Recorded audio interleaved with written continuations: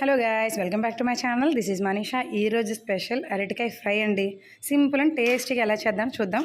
ముందుగా తాలింపు అయితే పెట్టుకోవాలి. చక్కగా ఆయిల్ హీట్ అయిన తర్వాత వెల్లుల్లి చితక కొట్టి, తాలింపు గింజలు, జీలకర్ర, కొంచెం ఇంగువ, ఎండుమిరపకాయలు ఫ్రై అయిన తర్వాత ఆనియన్స్ కూడా ఫ్రై చేసుకోవాలి.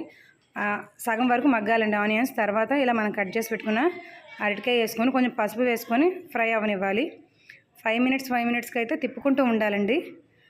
అడుగంటుతున్నా పర్వాలేదు, అట్లా తిప్పుకుంటూ ఉంటే చక్కగా వచ్చేస్తుంది. సో ఇలాగ ఒకదానికొకటి అంటుకోదు కూడా.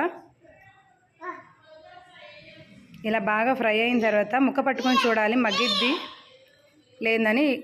ఇంకా ఇలా ఫ్రై అయిన తర్వాత 1 స్పూన్ కారం అయితే వేసుకోవాలి. ఉప్పు కారం ఒకేసారి వేసుకోవాలండి. అంతే, సింపుల్.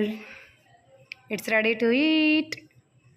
సూపర్ టేస్టీగా ఉంటుందండి. ట్రై చేయండి. Thank you guys. Please like, share, subscribe.